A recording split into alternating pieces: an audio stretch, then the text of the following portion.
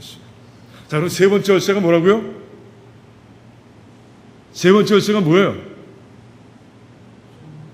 소명의식. 예, 소명의식이라고 말씀드렸잖아요. 이거 기억해 두셔야 됩니다. 세 번째 열쇠가 뭐예요? 소명의식. 소명의식이에요. 첫 번째 열쇠는 뭐예요? 은혜. 두 번째 열쇠는 뭐예요? 겸손. 세 번째 열쇠는 충성. 누가 충성이라고 했어요? 예, 소명의식, 소명의식. 소명의식, 소명의식입니다. 이 세 가지를 여러분들이 꼭 기억해야 된다는 것이에요. 여러분들이 사회 감당할 때 이 세 가지가 다 있을 때 여러분들의 삶을 통해서 정말 넘치는 열매가 이제 맺혀지는 것을 여러분이 볼 수 있는 것이에요. 자, 우리는 그럼 세 번째 이 소명의식을 가지고 우리가 어떻게 적용해야 되는 것인가?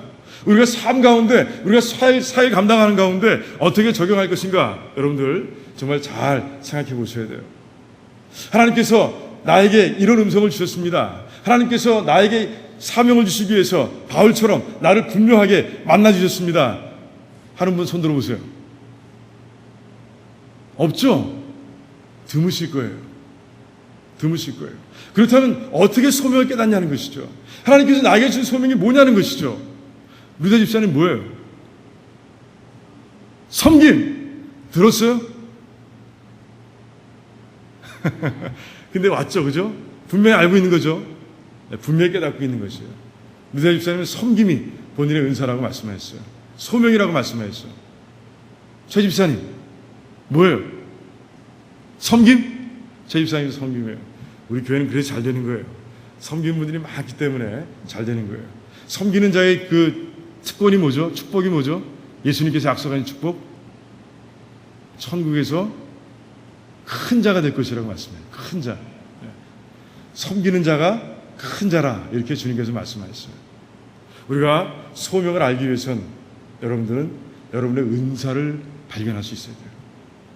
지난번에 은사 측정을 했지만 여러분들 더 여러분의 은사를 잘 파악할 수 있는 방법이 뭔지 아세요? 여러분 스스로 깨달을 수 있어요. 은사 측정하지 않고도 내 은사가 뭔지 알 수 있어요. 어떤 방법을 쓰면 될까요? 교회 와서 정말 이렇게 교회 생활하는 가운데 내 관심이 어디 있는가를 보시면 돼요. 내 관심이 어디 있는가. 어떤 분들은 이 교회 내부적인 환경, 밖에 있는 환경들을 쭉 보시는 분도 있어요. 어떤 분은 교회에 처음 오면 교회를 좀 보여달라고 그래요. 그런 분이 있더라고요. 그래서 쭉 보여드리고 밑에도 보여드리고 밖에도 나가서 보여드리고 같이 얘기를 하는 경우가 있습니다. 그런 사람은 어디에 관심이 있는 거예요? 건물에 관심이 있는 건물에. 건물을 어떻게 하면 좀 이쁘게 교회 환경을, 예배 환경을 어떻게 하면 잘 만들 수 있을까? 이런 데 관심이 있는 거예요. 그게 그분의 은사인 거예요. 어떤 분들은 또 이런 경우도 있습니다. 야, 새로운 사람들을 잘 관리하고 있는가? 여기에 관심을 가진 사람들이 또 있는 걸 보게 됩니다. 새로운 분들이 와가지고 소외당하는 모습, 어떻게 어쩔 줄을 모르고 뭘 해야 할지 모르는 그런 모습을 보고 있으면 이제 마음이 막 답답해지는 것이에요. 저러면 안 되는데 이분은 어디에 관심이 있는 거예요?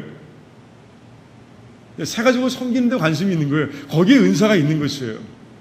그러니까 교회를 한번 이렇게 삶을 돌아보면 여러분들이 어떤 은사를 가지고 있는지 여러분 분명하게 알게 되는 것이에요. 자, 관심이 없다고요? 그런 사람도 있나요? 그런 분은 없죠? 없죠? 근데 대답이 안 나와요. 관심이 없으면 안 됩니다. 그분은 우리 교인이 아니에요. 미안하지만. 교인이면 교회에 관심을 갖게 돼 있는 거예요. 맞죠? 맞아요? 안 맞아요? 안 맞아요? 맞죠? 그래요. 교인이면 관심이 있는 거예요. 여러분들 집에 가서 관심이 없습니까? 관심이 있게 돼 있어요. 내 집이기 때문에 그래요. 내 가정이기 때문에 집에 가면, 가정에 돌아가면 관심이 있는 거예요. 내 아들이 뭐 하나? 내 딸이 뭐 하나? 혹시 내 현관에 그 신발들이 흐트러져 있지는 않은가?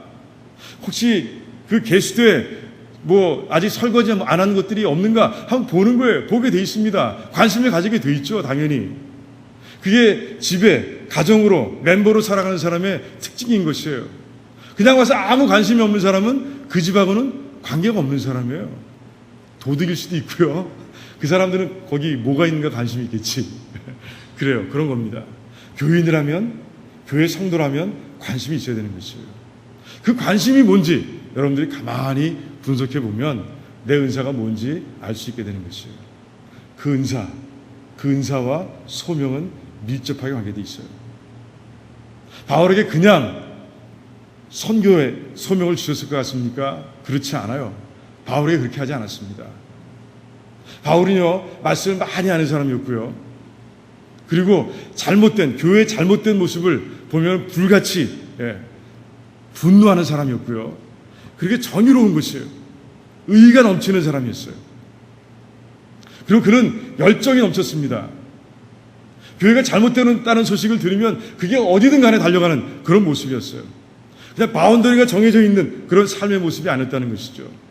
하나님 명령이면 어디든 가는 거예요.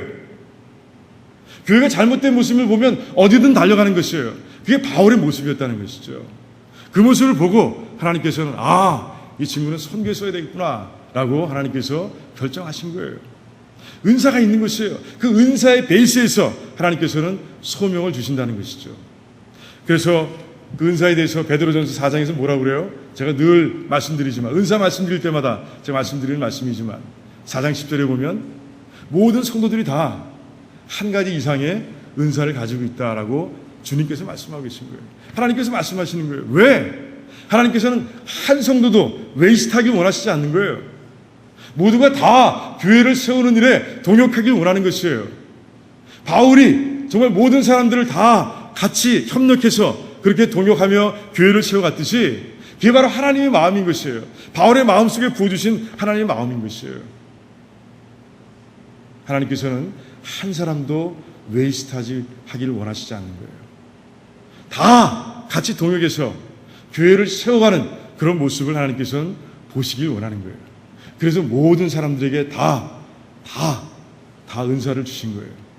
그리고 은사의 베이스에서 모든 사람들에게 소명, 콜링을 주신 거예요. 목회자뿐이 아니에요. 기름 부음 받는 안수집사뿐이 아닙니다. 모든 사람들에게 하나님께서는 소명을 주신 거예요. 은사의 베이스. 여러분들, 내 은사가 뭔지 한번 잘 생각해 보시기 바랍니다. 내가 어디에 관심이 있는지 한번 보시기 바랍니다.